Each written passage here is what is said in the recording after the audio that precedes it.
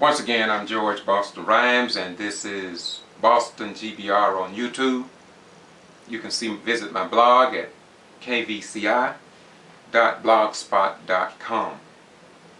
Today is August 28th, 2012. Today we're going to focus on the Quitman Free Press.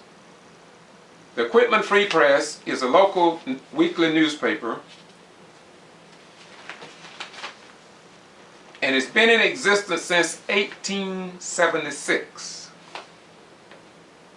And the people in Brooks County, blacks if you will, when it comes down to real cutting-edge news that is applicable to the black community, such as that which is published in Atlanta, dealing with black issues, we just don't find it in this newspaper.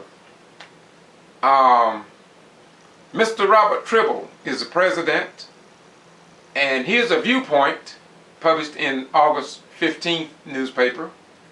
The title reads, "Obama is part of high gas prices." And that those high gas prices is a problem. We all know that there's very little to nothing the 44th president can do, that certain people can say anything positive about. And so we're not going to even address that. All we want to say is that how could it be that the commander-in-chief of our sons and daughters on foreign battlefields cannot do anything right? And history will record that for whatever reason, President Barack Hussein Obama was the most and is the most criticized president in the history of this nation. And the people of America has set a dangerous precedent here in our country and around the world of how we speak ill of the commander-in-chief or the person who sits in the Oval Office that are elected by the people under our form of government. No president in the history of our nation has gone through the ridicule. And don't take my word for it. You will see that history will record that. But back on point. Jack Harrell sound the alarm, creating dependency. Well, I'm not going to get into that. I've already talked about it. We will be keeping you abreast to the articles and the opinions and the columns that comes out, as well as the letters to the editor. And we're looking for you to be educated by what is and what is not. We want you to know that racism, according to the People's Institute, is defined as race prejudice plus power equals racism. That means that if you cannot impact this paper, if you cannot have your viewpoint printed in this paper as all others, then you may be at a slight disadvantage. But racism, according to the People's Institute, in a book called Undoing Racism, and of course you can find another book that will give you another definition of racism. But I like this one by Ronald Chisholm and Dr. Michael Washington, which says the equation is race prejudice plus power equals racism. That means if you are the owner of Walmart Stores Incorporated, and if you are the one in power, you can decide who you want to employ, how many people you want to be department managers from a certain ethnic group, how many lawyers you want employed in your circle of survivability for your company. But if you're not in power, you can't control a cotton picking thing. And so I went a few days to a couple courses on, classes rather, on undoing racism, and I enjoyed them. And I'm still ignorant.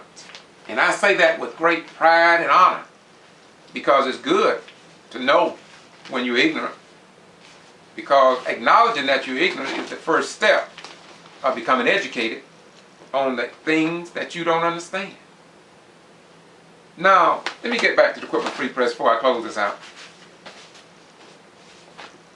Oh, I got the Thomasville Times too. I'm going to address that very soon, in the very near future.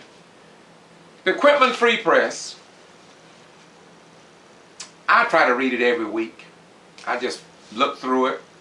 And I haven't seen anything in the Quitman Free Press about the Quitman 10 plus 2 in terms of, by the way, the Quitman 10 were arrested for alleged voter fraud back in 2011 or 10. It's been so long I almost forgot. 2000. But the Free Press never mentioned that most of those people are family members. They are highly respected, the best citizens in Quitman-Brooks County. Several of them are educators with a PhD. One of Miss Dennard, good family people. Nobody will talk about nor publish that citizens in the black community during that election, following that election and investigation, alleges that the G.B.R. intimidated voters to the degree that they refused to go back to the polls and vote. But you don't read about that in the Quitman Free Press, nor in the Thomasville Times, nor the Valdosta Daily Times, or that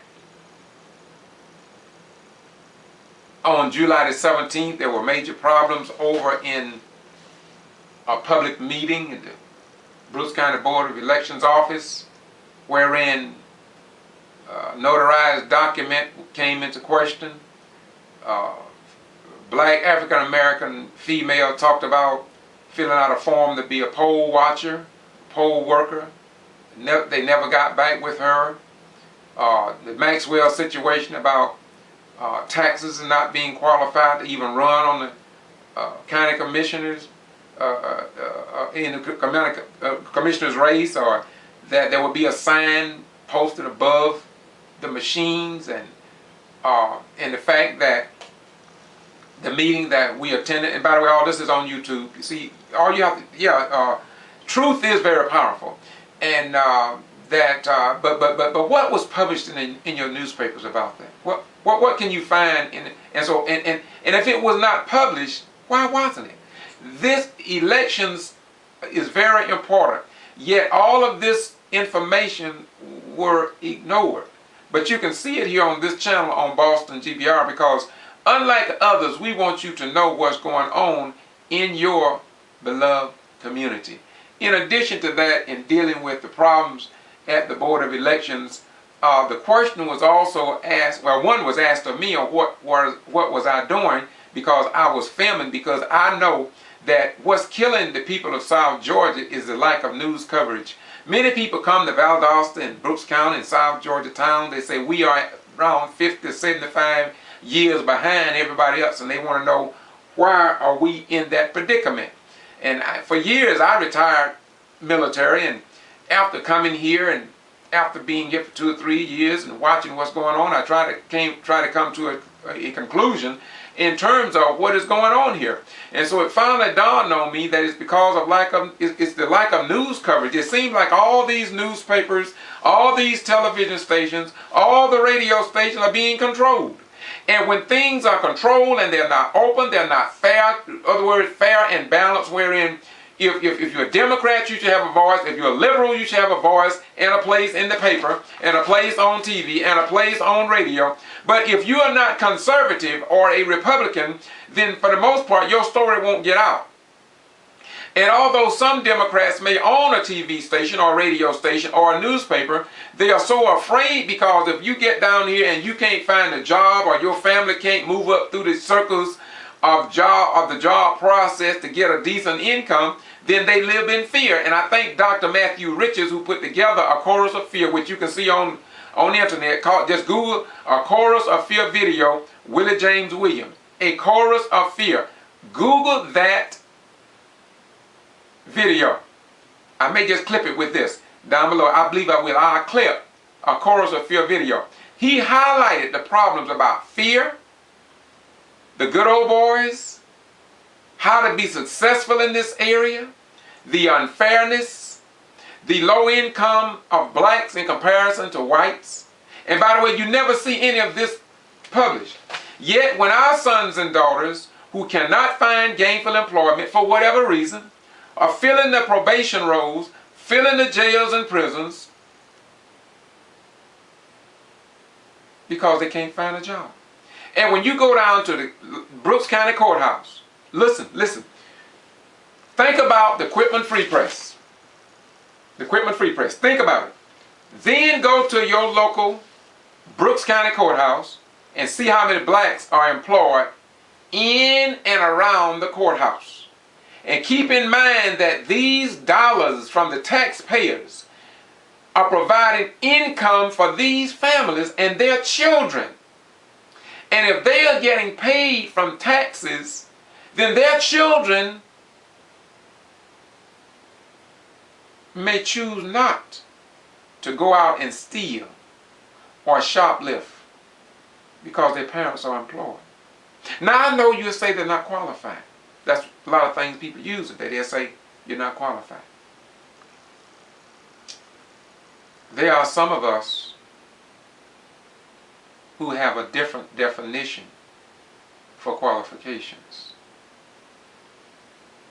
Most of us of average intelligence in the black African American experience and the white right experience understand that blacks were overqualified to use the bathroom, overqualified to travel the highways and be able to eat in any restaurant, qualified to go to any college or university if they finish high school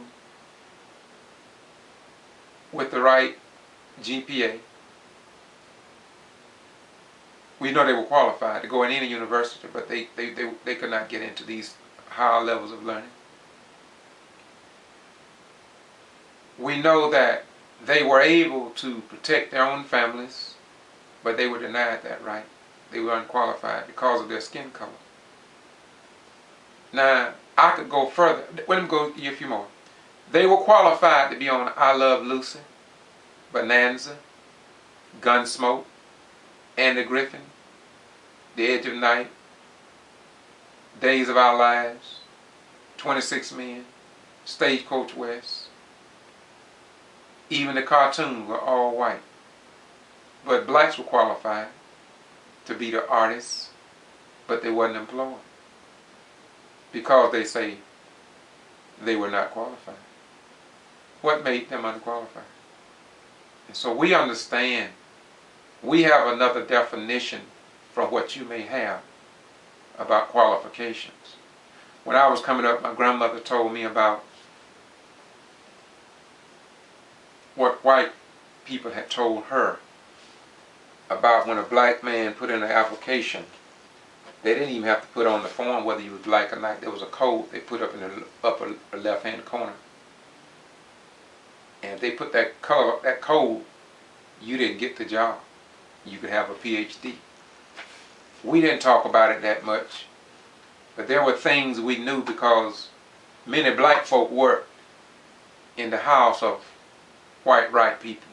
And just like today, certain white people are not prejudiced. They believe in the same Jesus that we believe in, not that other Jesus. You see, there's two Jesuses. There's a Jesus that Lester Maddox followed and pronounced them a Christian and patriot. There was another Jesus that Martin Luther King followed and he was called a patriarch. There are others that bore Connors, and those along that line, and nothing wrong with that. They are Christians. They are patriots. So when we find today the people of this dispensation that align themselves with a Jesus, they have to fit somewhere. And so we just fit them in one of those circles. So when we watch their actions, Rush Limbaugh and Glenn Beck, they're not fooling anybody. We know they are Christians. We know they are patriots. By their own right, they are that. They just fall into one cup or the other. And we who have eyes to see, we know the truth. Because our Jesus tells us, our Jesus tells us that ye shall know the truth, and that the truth shall set and make you free. Jesus was the Jesus of love. So anybody that comes outside of that theology of love is not a member, not a follower, not a teacher of the real Jesus. But when you can hate, and when you can dislike children, when you can work against what is morally correct, when you can put toxic waste in the earth for $1 and not be concerned about what you're doing to the environment and coming generations, then yeah, you're a Christian. And yes, you are indeed a patriot of something, but you're not a Christian. And you're not a patriot of the real Jesus that were talked about and discussed in the volume of sacred law that has brought mankind up and up and up and up and up and up and up and up. And we're going to keep going up and up and up and up and up, even though the ones who are Christians, those who are patriots, are the reverse of the Jesus that keep us going up and up and up and up and up and up and up. They cannot advance into the future. And their own children, and their own grandchildren will find them to be on the wrong side of history. And as it was in the days of old, as it is written in the volume of sacred law, for us who try to follow the real Jesus and the real God, as we try to follow him, we must understand that the wicked was among us then, and they are among us now, and they will always be among us. But some of their children will climb out of that box, and they will be able to say like Martin Luther King, free at last, free at last. Thank God Almighty, we are free at last, because we left the level of hate and we came into the oneness of the real God, wherein we all can say, God bless all Americans and others around the world, because we are all children of the Most High God. Bye-bye. We go.